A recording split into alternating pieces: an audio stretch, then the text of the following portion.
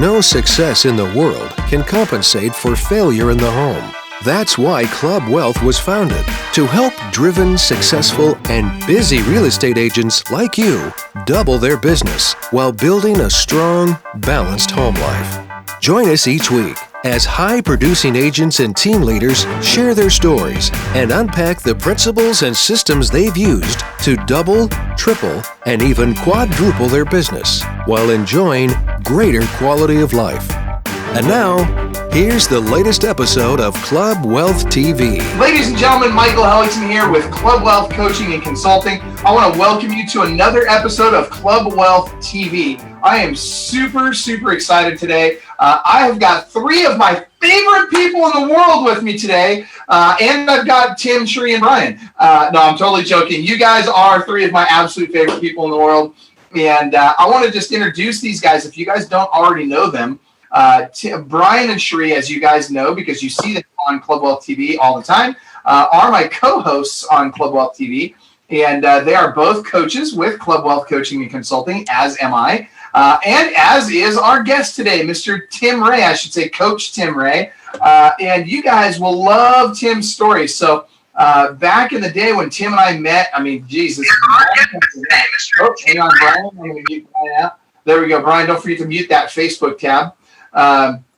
Anyway, that being said, Tim, when he started coaching with me here about just over 2 years ago, his best year ever at that point in time was 78 units. Well, guess what? In just over 2 years, or just about 2 years, Tim has gone from 78 to now he's going to close over 450 units. Now, as great as that is, he was actually, and we're going to talk about this in a moment, he was actually on track to close over 600 units this year. But Tim's going to share with us what happened to kind of derail that, and how not only he has adjusted to avoid that in the future, but how you can too. And I know some of you are saying, oh, boo-hoo, he's not going to do 600. He still did 450 units this year. I get it, right? Like, that's pretty cool, right? I mean, impressive. You cannot slide a guy that's going to do 450 units this year. But what we can do is we can learn lots of lessons from Tim, and not just related to REO. Our topic today is REO isn't sexy, it's a commitment. But the reality is REO is only a piece of Tim's business. And Tim, I'll share this and then I'm going to let you talk. But Tim's business started off, he was doing mostly REO. So when we met, your business, if I remember right, was about 80% REO on 78 units. The next year, you went to about 334 units, and it was only about 50% REO. And this year, with your over 450 units, you're down to, if I remember right, 30% REO. Is that about right? We're right at 50-50. You're about 50-50 right now. Okay. All right. Good stuff. So, but that said, that's a much better balance than 80% REO and 20% retail, right? Because now at 50-50, you've got a balanced business. And if you're not have balance in your business, when the REO market dries up or when other changes happen in the industry, all of a sudden you've got real challenges. Would you agree? Yeah. All right. Well, so Tim, go for it. Well, and it wasn't 78 to 330. There was a step in between. I think it was 78, 111, 330, right, the next year. Right.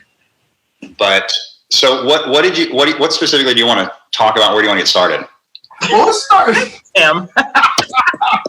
Tim, I love you, man. Oh my gosh, dude. It was like, just what are we talking about today? I just don't get it. Like, what are we doing? So let's start with this first, Tim. So start with, how did you go? What were the key steps you in going from 78 to 111 to 334 to 450 or wherever now? I mean, so what were the important items or steps for you in making that happen? Hiring a business coach.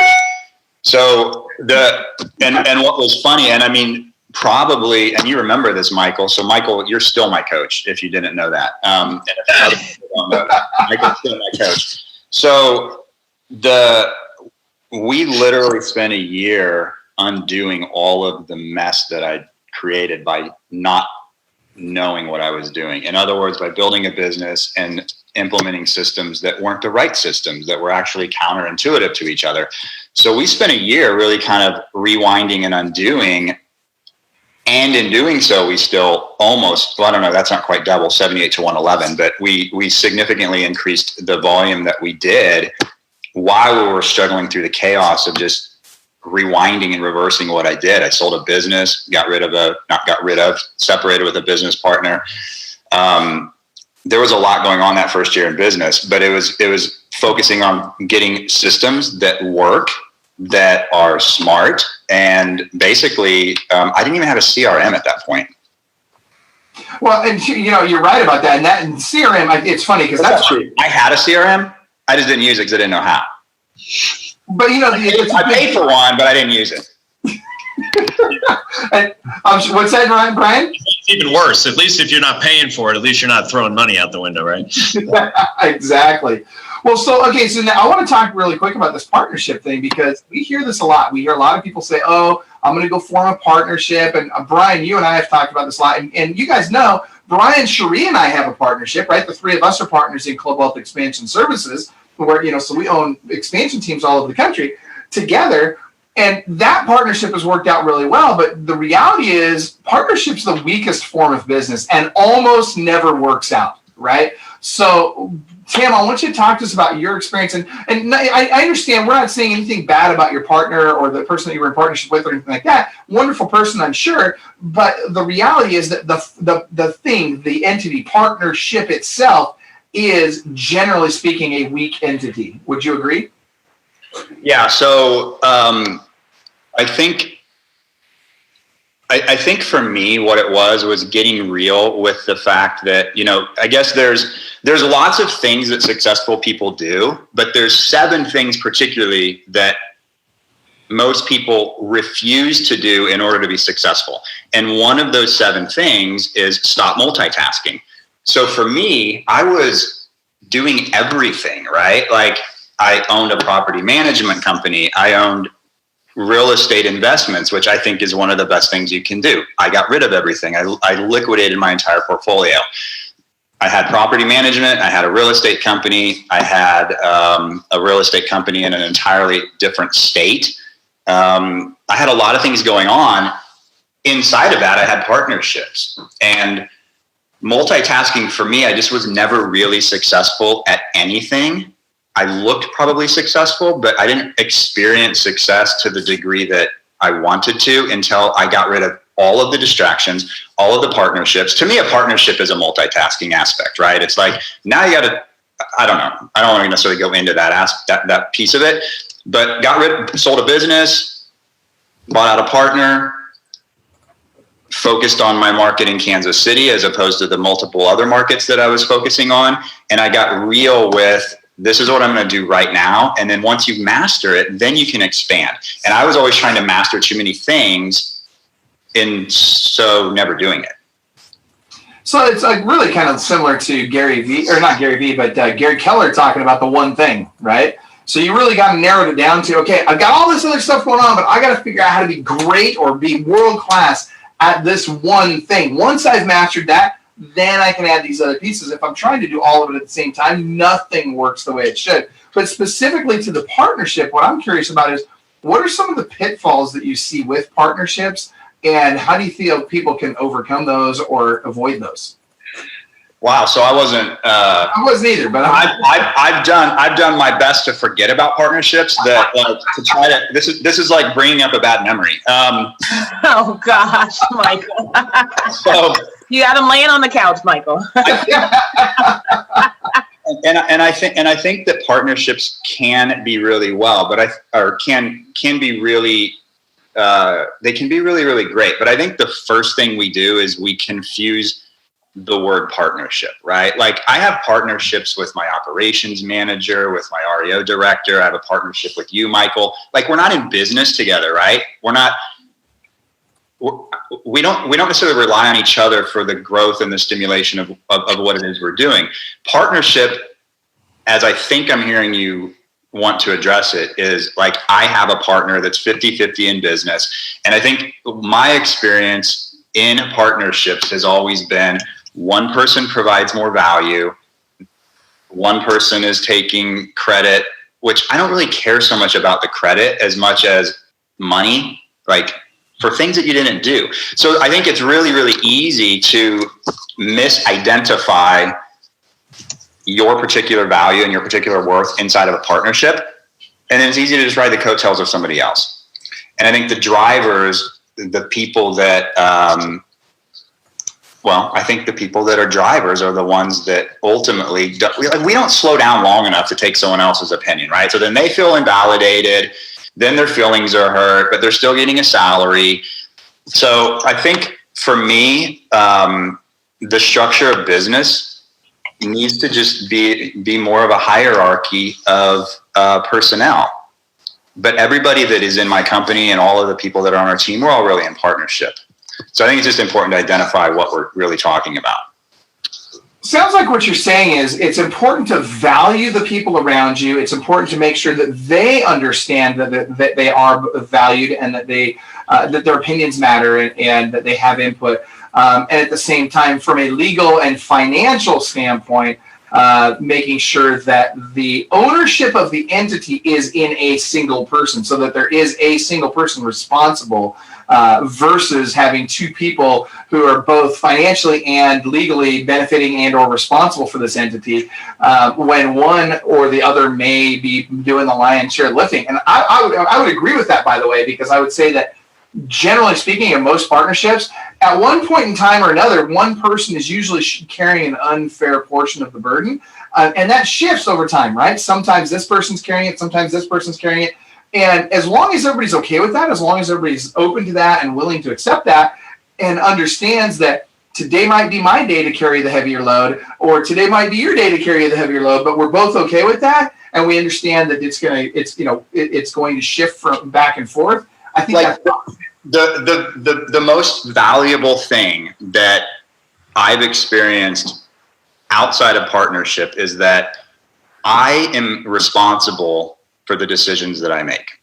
So I can make a decision and I can implement something right now. It may be right, it may be wrong, but that's me, right? Whereas when you have a partnership and you both have equal decision making capabilities, you're 50-50, you are the two board of directors, right?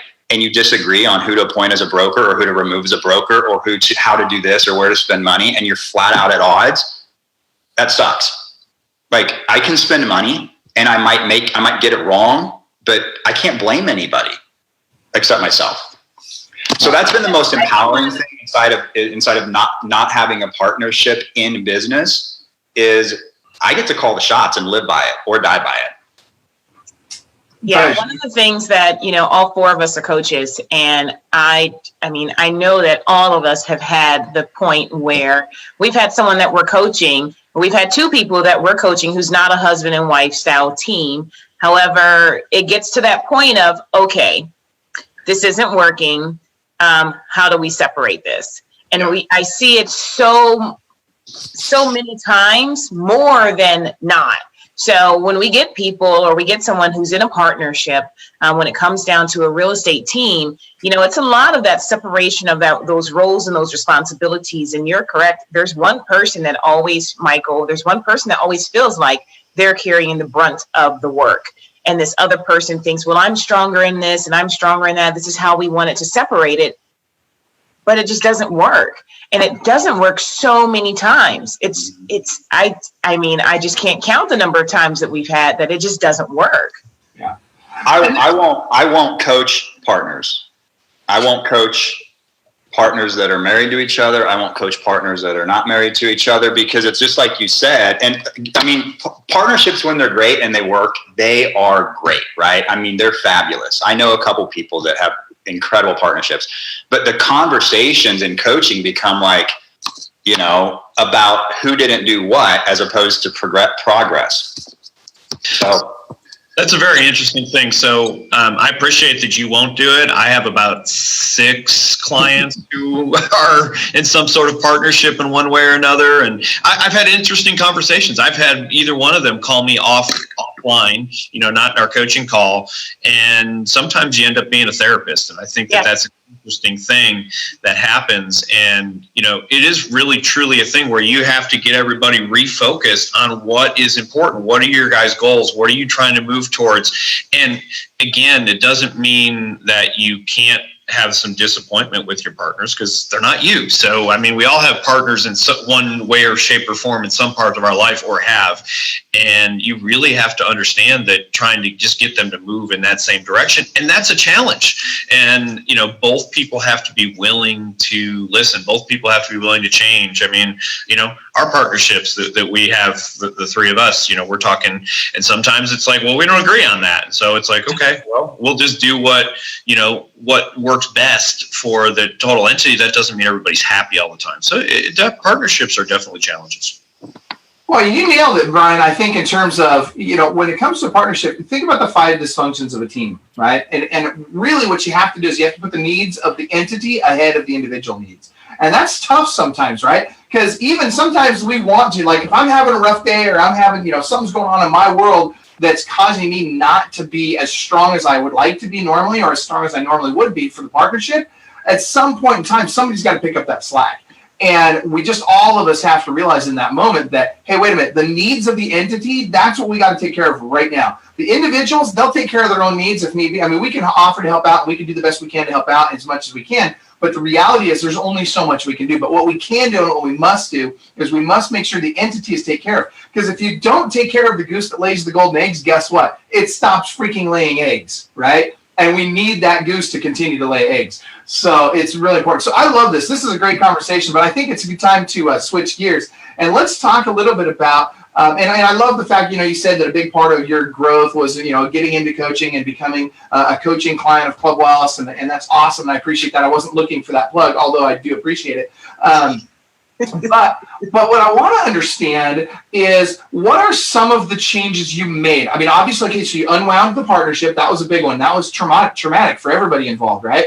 But you unwound that partnership. You figured out, okay, I actually have a CRM. I should probably use it. So that's great, right? That's an epiphany. And by the way, an epiphany that most agents need to have because a lot of agents that don't have a CRM and those that do a lot of times aren't using it at all. And those that are using it usually aren't using it properly. And most of the rest aren't using it to the extent that it can be. And so, the whole CRM discussion is a massive piece. But what are some other keys that you did, Tim, to really make the transition from, mid to high 70s to hundreds and multiple hundreds now over 450 transactions a year?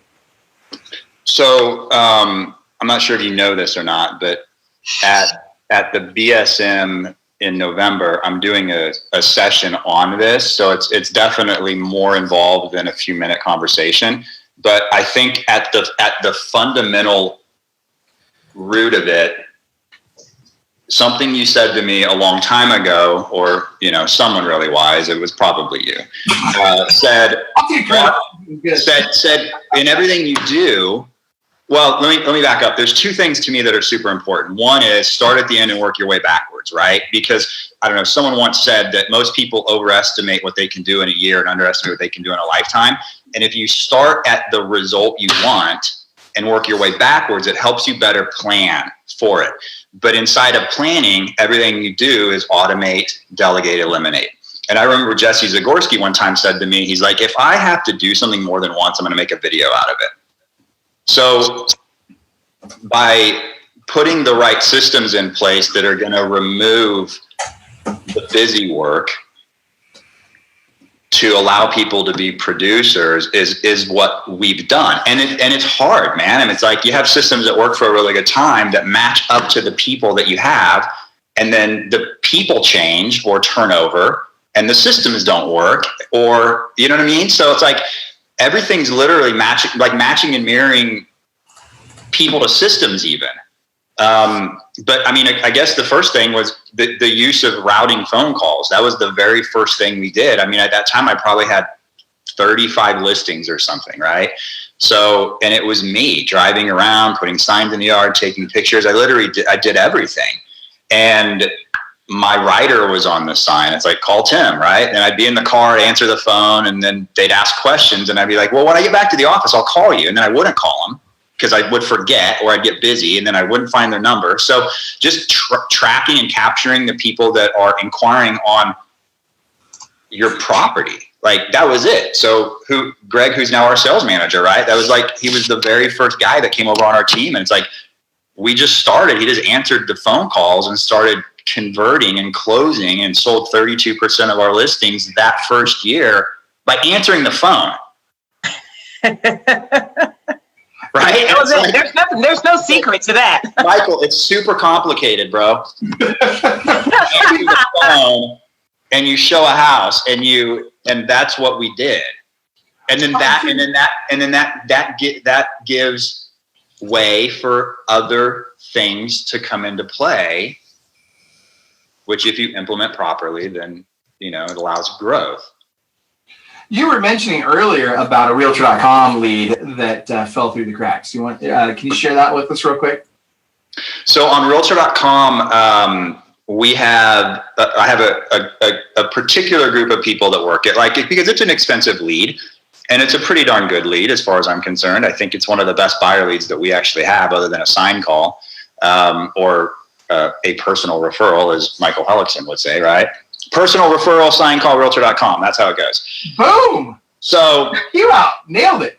So you have to be a producer to qualify for Realtor.com leads on my team. And then in that case, and what I do is I buy the shared leads. So I buy a lead that another realtor in the city or whatever is buying. They're a little bit less expensive. So there's always the chance that the other realtor is going to beat our team to the call. So I say 5 seconds is the rule, but it's literally like it could be sooner, it could be later, because we have it broadcast through 5 Street, and several people get a text and they have to claim the lead on the text. Well, sometimes we'll get 5 at once, right? And there's always 3 texts that come through on my phone. I have myself set up to where I see when a lead comes through. I don't do anything with it. I just look at it, right? So we'll get a whole bunch of leads, or we'll get them in the middle of the night, or however they come through. And so what I try to do is I always try to just be present to what's happening. So this morning, or I guess it was last night, I'm doing something. I'm looking through the text. I'm like, oh, that's weird. There's only 2 text messages. There should be a third. And there wasn't a third. So I hop on to My Commissions Inc., where it filters into, and I noticed that it hasn't been assigned to anyone. So I send it over, I screenshot it, send it over, I forward the message or whatever to a girl on our team, Hannah. And this came through on Thursday, and now I don't even know what day it is. So it's been a few days, right? And Tuesday. and so I forwarded it to her, and she texts me right back. She's like, scheduled for tomorrow morning. It's a $600,000 lead. Oh, the other realtor that co-buys that lead also didn't call.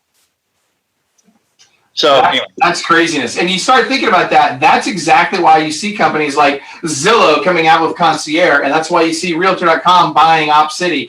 I mean, that's why this stuff is happening in the industry, because where are agents dropping the ball? And by the way, this is not a criticism of you, Tim, or your team, because the reality is you guys are killing it. Compared to most teams out there, you guys are crushing it. You're doing you'll do over 450 transactions this year. How many agents can really say they're doing that? There's less than 100 agents in the entire country that can say they're doing over 450 deals in a year. And I can't take credit for that though. I have a fabulous group of people that's absolutely really hard.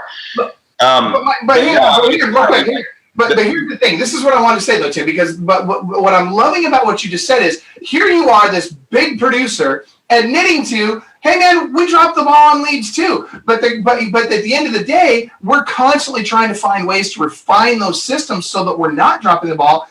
And here's an example of a $600,000 lead that we didn't call for 5 days. It was a Realtor.com lead. We didn't call for 5 days, and we still got the business. How lucky is that? And how much better would it have been if we'd have been on that lead right away? Right? And it's funny that the other realtor didn't call. It's crazy that the other realtor didn't call. Let's talk about the other realtor not calling, though. So here's something that is an opportunity out there, and I hear this all the time, but I'm glad you told this story, Tim, because here's one of the things that I hear all the time. Oh, I didn't call him in 30 seconds. I'm lost. I'm done. It's not worth it. Those Realtor.com leads are so good that some other agent's going to follow up with them. It doesn't even make any sense for me to follow up now. Well, it does. So there's a chance, by the way, that someone called that person. They didn't leave them a message, and then they forgot, or God only knows what happened. But if we make the assumption that the $125 Realtor.com lead, and I don't know how much yours costs, but let's just throw that out there, $100, $125 Realtor.com lead, oh, I didn't follow up with it in 5 minutes, might as well just burn that. That's not true, because 47%, this is according to Zillow, 47% of leads that were purchased were never received one phone call according to the leads. Now, is that true? I have no idea. But what if it's only 25%? What if it's 20%? We don't want to contribute to that number. And here's the thing. Also, maybe some other agent went out and showed them a house and they did a crappy job. So call them. Hey, just following up. Just, you're Realtor.com. You would say that. You made an inquiry on Realtor.com about 123 Main Street. We're just following up. We hadn't had the opportunity to talk to you. How's your home search going? And who knows? We got another realtor. Okay, well, click. No, we don't. We got another. You know what? Somebody showed us a house, but they won't call us back. They didn't do what they were supposed to do, or who knows? No, we haven't heard from anybody. Thanks for actually following up. Got to do it. And that happens all the time, Brian, where you get people that are literally after 6, 8, 10 months have not bought a house yet. They were a Realtor.com lead a year ago, and now all of a sudden they're in the market. And guess what? How many people have followed up with them for a year? 0. Not one, right? Those are the best leads out there. It cracks me up. I love it when somebody new comes to a team and they say, oh, well, all I got was these old leads. Are you kidding? You got the best leads there are. Why? Because the system has been automatically following up with those people, and now you get to take advantage of the fact that they've been incubated in this over this entire period of time, and now you get to be the one. It's like going to Nordstrom's, right? When you walk in the store, I can see Cherie now in Nordstrom's shoe department, right? She walks in, she's looking for that perfect pair of Louboutins, and she walks into the sales guy. What's he do when he walks up to you, right? First thing is he says, "Can I help you?" What do you say? Yeah, I'm just looking. No, I'm just looking. But then you find him. He walks off the other end of the store, and you find that perfect pair of Louboutins. And what do? Do you go running across the store and say, hey, can you get these for me in my size? Nope, I asked the closest person next to me. That's exactly right. And that's what we need to be. We need to be the closest person right next to that person when they're ready to buy or sell. And that's called long-term nurture, long-term follow-up. Have to do it. And Tim, I'm just excited that you got that lead. So then I want to back up again to your CRM.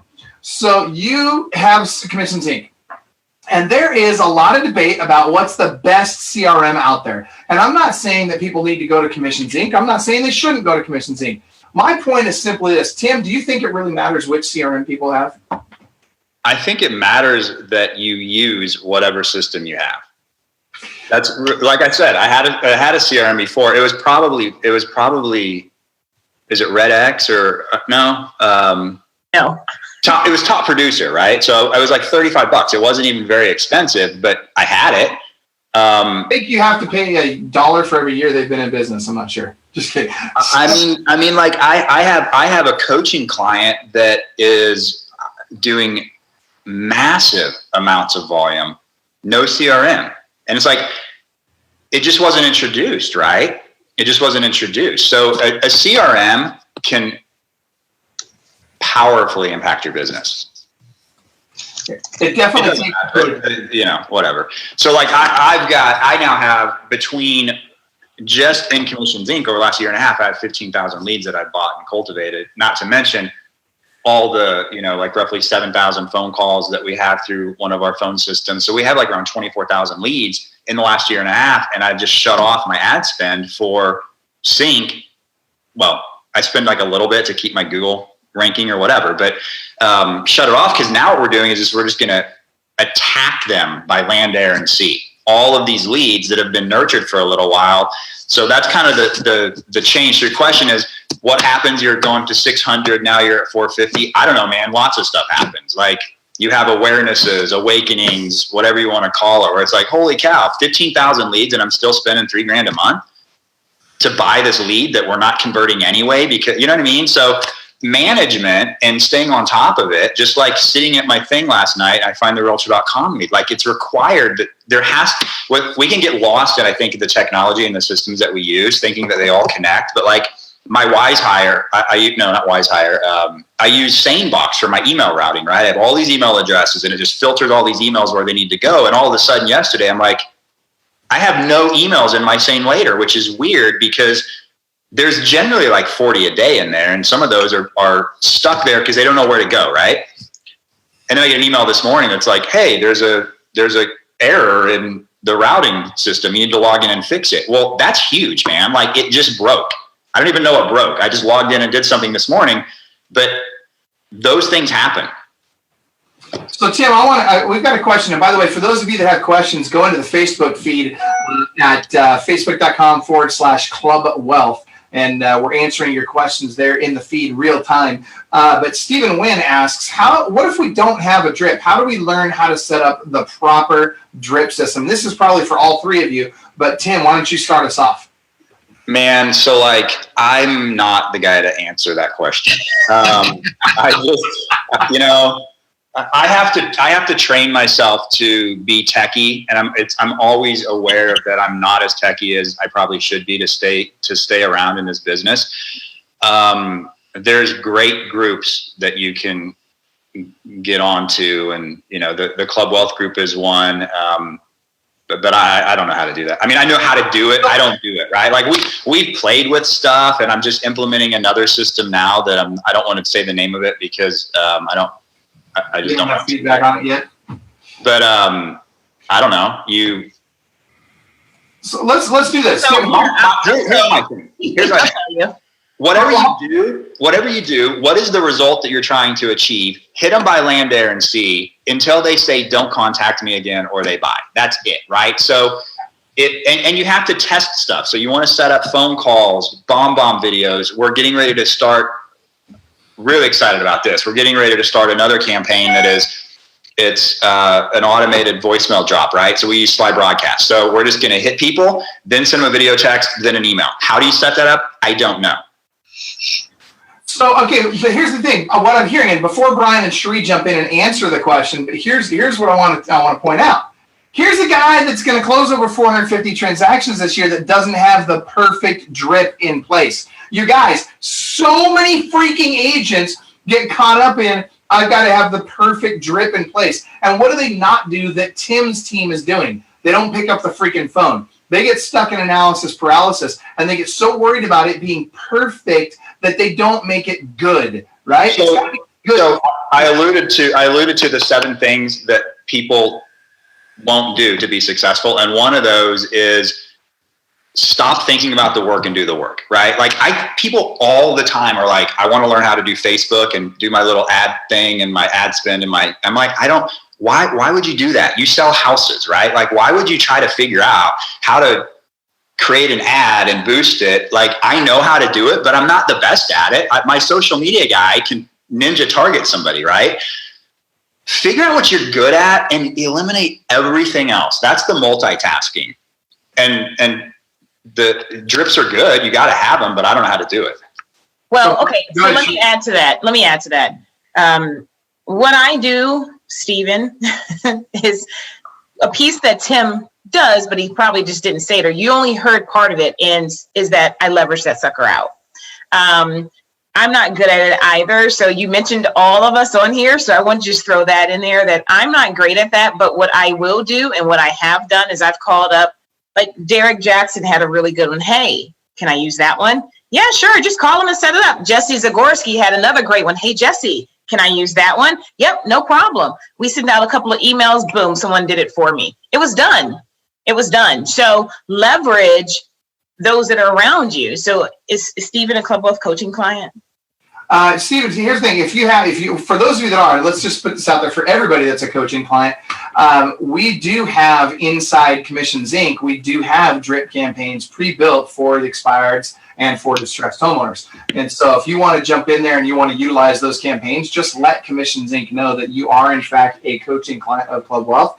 And if you're thinking about signing up for them, you just let them know that you want to sign up through our discount link, and they'll give you our discount and they'll give you those campaigns. Yeah, so I sat there and I asked the same question to my coach who's on here, Brian, and he went through this spiel, and I was just going, I don't know what you're talking about. It's like 30 minutes, and he lost me in like the first 30 seconds. And he kept going, and I said, okay, Brian, yeah, so this is what I'm going to do. I'm going to call someone else and have them do this, because I don't know what you're talking about. And I'm sorry I didn't stop you 30 minutes into this conversation. But awesome. Now that we're at minute 31, I'm going to have somebody else do this. So leverage it out. that's a big key for me, is that I use a lot of leverage, and I realize that in Club Wealth, I have a lot of people that are really good at a lot of different things. And the same thing for those of you who are team leaders. You got a lot of people who are really smart at a lot of different things. And so I'm always searching for someone who's stronger where I'm weaker at. And tech is for me. But Brian, solve it for us. Answer the question. Well, apparently I'm the nerd on the call. Okay. I wasn't going to say anything, but. Yeah, well, I've been called worse probably this morning. So here's the thing.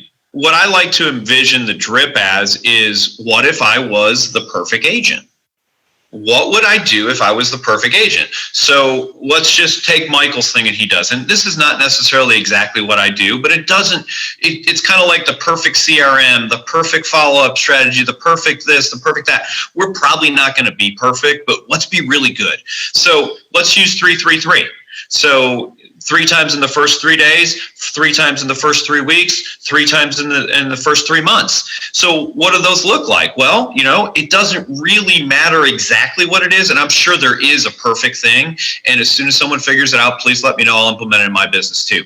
But the people, and we see this all the time with people who are brand new in this business, and they make a phone call, and we've got the rock star agent who's been doing it for 10 years, and they've gotten so good that they stop doing the work. And the brand new guy calls, and he fumbles through a script, and he says something dumb, and the buyer goes, yeah, sure, I'll go look at a house with you. So that's what I'm getting at. So, text. So here's the 3 things that I consider to be a reach out. That would be a phone call, it would be a video text, and then what we call a value add text. And so a value add text is something like, we have a public servant program. In the public servant program, you might find that this person is a police officer, he's a firefighter, she's a nurse, he's a doctor, whatever kind of person. And here's the thing, whatever you can come up with to give somebody this, give it to them. I'm not trying to exclude people, but do try and make people find special. Find out if they're a first-time home buyer. So I might send a text out that says, hey, I don't know if you're a first-time home buyer or not, but here's a link to our first-time home buyer program. Click. Now, they have ignored everything else that you've done. All of a sudden, they're clicking on that. Or can I send you some information about our first-time home buyer program? It can save you over $1,000 if you're purchasing a house. They might respond to that. So, but that can all be automated. Step 1, agent makes a phone call. Step 2, system sends a text message out. Step 3, agent makes a phone call. That's day 1. Day 2, agent makes a phone call. If you notice, there's a lot of agent makes a phone call. Step 2, agent sends a video text. Step 3, an automated email goes out. So ultimately, we want to hit these people up in a systematic way. And so, I've got a form right here. It says that I can, read, and it's real simple. It's day 1, phone call, video text. Day 2, phone call, VIP buyer text. Day 3, phone call, text, phone call. So you can just build this out however you want. Where does the content come from? Well, again, if you're a Club Wealth client, get with your coach. Your coach should have some sort of content that they can share with you. But if not, it's really not that hard to build. Hey, this is Brian with Curtis Realty Group. I'm following up because you called about a house at 123 Main Street yesterday. I just want to see if you have any questions or if you'd like to go make an appointment. That is something I can leave as a voice message. That is something I can send as a video text. That is something I can send as a text messages. All of these things work. And just simply letting your CRM do as much as your CRM will do. My CRM doesn't do text message drips, so I've got to use something like Agent Legend, or what we actually use, Call Action. You can put all of these things in place. Don't get overwhelmed by it, though. Go and do something. Tristan, who's been on our show several times, he's got like a 7-day follow-up program that he was using an automated system for, had a 51% contact rate with pay-per-click leads. 51% contact. That's not 51% want to go see a house. I'm not trying to be, but screw you, I never want to talk to you again is actually a good voicemail text message, because now I know not to call this guy for at least a month. If you notice, I didn't say never again, but for a while, I'm going to take a break from him because I pissed him off or her off or whatever the case may be. But ultimately, just have a system in place and get with your coach. We're not building a watch here. Just have something that goes in place. Something that says sometime in the first 30 days, I'm going to contact these people 15 times. Yeah, biggest key is if you don't know how to do that, then get with your coach, because the best thing about Club Wealth to me is that there's so many different smart people who are really good at this. And most of the time it's just a phone call. I mean, it's like a 5-minute phone call, Stephen, and it can be done. Very simple. All right, so let's do this. Let's shift gears now to our topic of the day. which is I love it. We're 44 minutes into the golf. All right, so Tim, talk to us about REO. Now, all of us have had experience in REO. Some of us have had a lot of experience in REO. Tim, you, as much or more than virtually anybody in the country right now, are doing a ton of business in REO. So what I would like you to do is walk us through, you say REO isn't sexy, it's a commitment. Well, what does that mean? I mean, REO, to the outside world, everybody's like, oh, REO is sexy. They give you hundreds of assets, and all you have to do is put a lockbox on, and you get paid a bunch of money. Like, how does this work? Well, sorry. So pick an aspect of that you want to talk about. Well, so it's not sexy. What is it? Yeah, what is it? It's something that needs to be automated, right? So I think this is funny. This is funny to me. So I was at an event in Salt Lake City, Utah in February. Every year I go, right? And I was with a couple of buddies that do REO in California. The week that I was gone, I came back and I had 11 closings. 7 of those closings were $600 commission checks. So I made $600 for one closing 7 times, and I laid them all out, and I took a picture of them, and I sent them to these 2 guys, and I was like, you sell one house. So for the $600 that I made on those, and I sell higher end ones, right? But this is just this one example. I have a runner, I have a REO director that handles it, I have a closing manager. I mean, that's one of the things that she does is handles the closings and the processes. I've got a sign installation guy. We've got a photographer on things that, like, I have massive expenses, not to mention that I'm paying for utilities. I'm mowing the grass on lots of them. Sometimes we have to do trash out. So we've got at any given time, $50,000 just out to multiple different entities that we're having to run through our expense reimbursement department. So like to sell. That's low. Huh? That's low. And that's low. Yeah. I mean, a lot of the banks right now are going to more national type vendors, and sometimes they're removing the responsibility from us, but then we have clients that are not that require us to do all this work. So the point is, I have a huge amount of overhead to sell a house, and I get paid generally less commission on them than what would be a standard commission for your area, right? Because so to do REO, you have to do volume. So is REO sexy? Yeah, if you're doing a ton of it, I guess it could be, right? But if you're not, it's a lot of work. It's a lot of, I mean, it is real estate sales, but it's also property management. It's property management. And I mean, I have properties right now that we've had in inventory. I have one that had in inventory 2.5 years. Weekly inspections on this dog that I'll probably eventually sell for $30,000 at 2.5% commission, right? Or a minimum of $1,250. I've lost money on it. Yeah. So why do it? Wait. All over. Oh, go ahead. See, here's one thing. So I remember being a fresh Club Wealth agent, and I remember going to a mastermind that all 4 of us was at in Atlanta. And I remember being like this little itty bitty fly on the wall, like the littlest tadpole in the pond. I remember this. And I remember sitting down at the time and listening. And so the REO discussion came up. And every time the REO discussion comes up, it's a long discussion. Everyone wants to know about REOs. Eventually, it's going to come back around. Everybody has a different prediction about REOs. All of that happening. And I remember Tim Ray talking. And he was sitting there, being Tim. Is that what I look like? Is that what I do? Yeah, you were just like being Tim. And he said,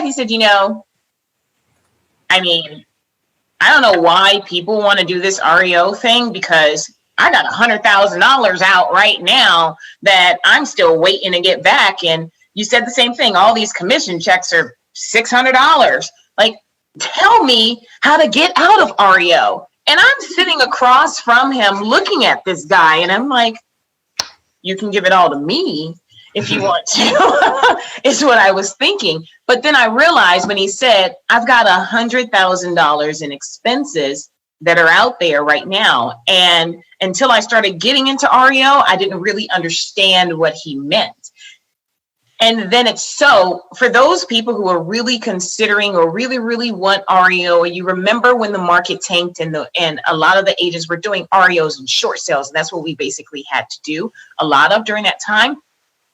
Think about the salaries that you have to have when you're doing that. So what Brian said, he said property management, but it's a lot more than just that. There's a lot of salaries that are involved with REO accounts. So please, for those of you who are not into it, is it something great to have? Because I believe in diversifying your business. It is something that's really good to have. It's something, if you want to get connected to this, you need to be connected to people like Tim Ray. If you know someone who's a good asset manager and you've been trying to get them, introduce them to Tim. I mean, he'll seal the deal and bring you right on along with him. That's the great thing about it. I mean, how did I get into REO? It's because of that guy. I don't know where you are on the screen for everyone else, but it's because of Tim Ray.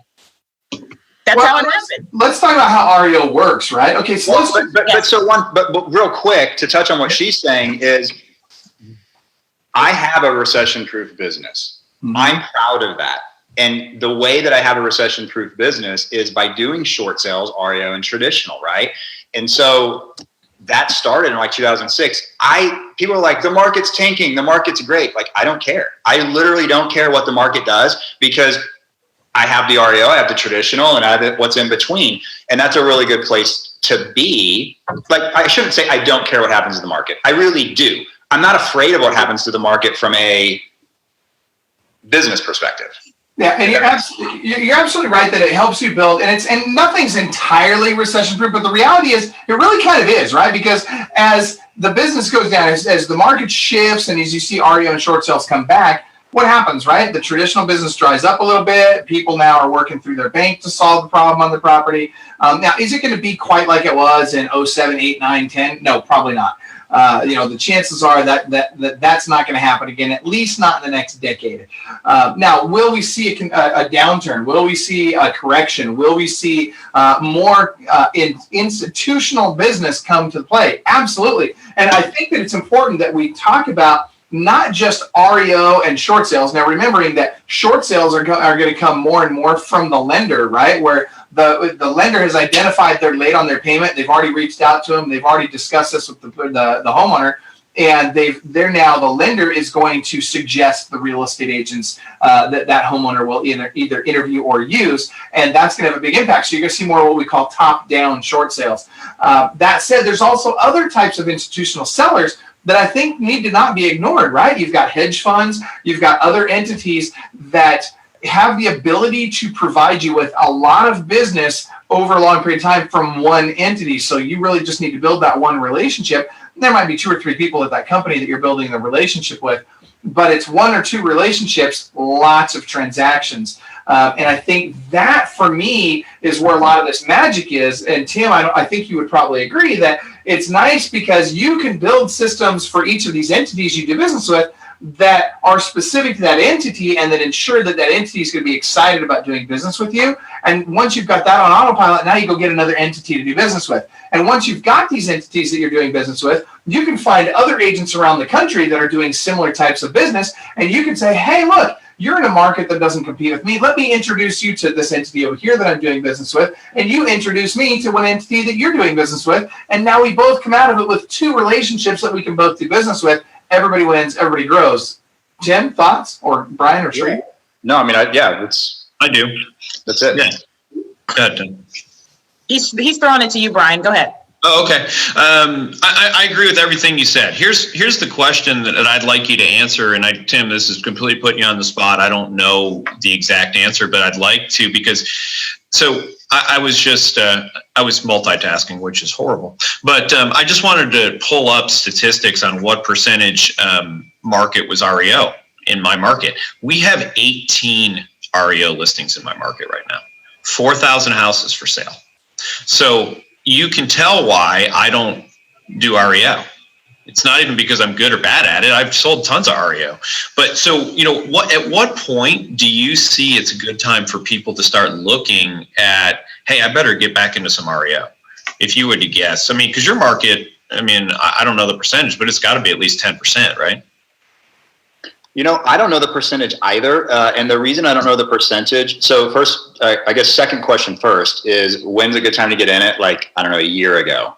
And I can tell you why. And then second of all, depending on the client, and like Michael alluded to earlier, you have hedge funds, you have Wall Street guys, you've got different entities now that are like, I just got an email that somewhere from HUD, Housing and Urban Development, somewhere, I just got it this morning, that there's a portfolio of like 18 properties in Milwaukee, Wisconsin, that they're looking to like just find somebody to take all of them.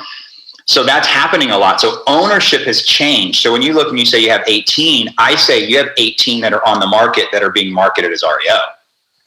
And what's behind the scenes, it's like the iceberg, right? Like only 10% of it is above the water. The rest of it's below the surface. So there are clients that don't want you to market. A lot of the hedge funds, which are now buying bulk portfolios from banks like NationStar, Fannie Mae, Freddie Mac, right? All of those guys are trying to get rid of the non-performing notes.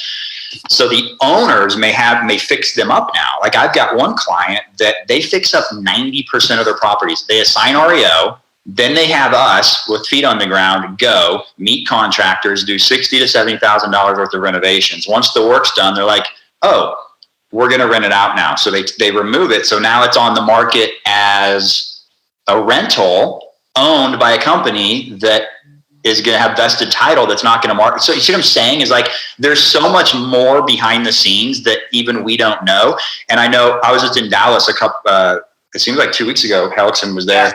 And one of the big things that they kept telling was luxury, whatever luxury is in your market, right? Malibu's 2.5 and up. Kansas City's like 700. Luxury's default is up from what's average of 3% to 10%. Luxury has stopped all across the board, and there's a number of reasons for it. I certainly don't know the answer, but I would suspect that people are like, why do I have such a big house? Like, I don't need a big house anymore. I know I'm ready to go to a condo. I don't want to mow the grass. So nobody wants to buy your big house, even if you can afford it. And then if you can't afford it, no one's going to buy it. So why not just let it go back to the bank? Because you know what I'm saying? So when's a good time to get into it?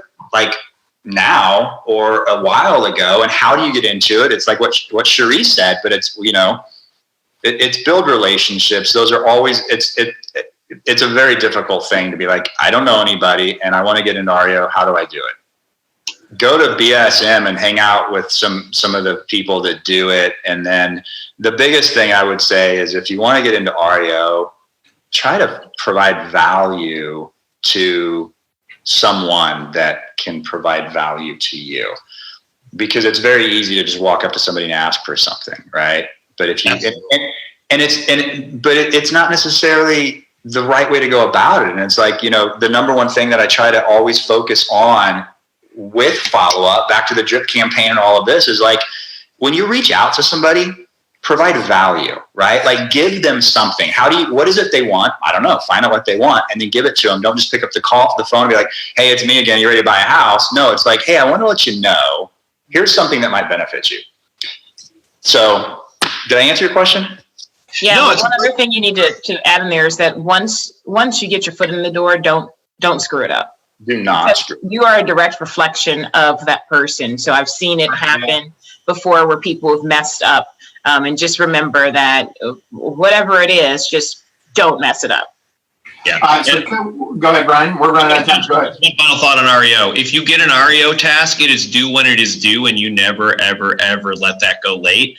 I've had to do REO tasks on Christmas Day because they haven't figured out that it doesn't, the clock does not stop. So, understand that. And the best way to lose an REO account is to miss a task. So we've got a great course called the 89 Days to REO and Short Sale Success.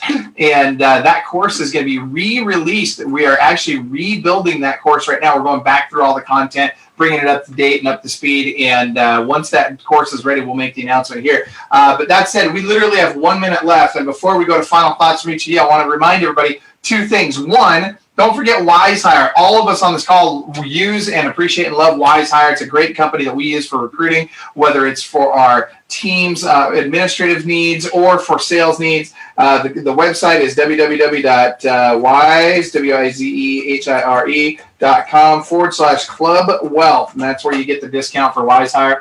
That said, wait, hold on. You can't just say that. So like the last 2 personnel hires that I've made came from WiseHire ads.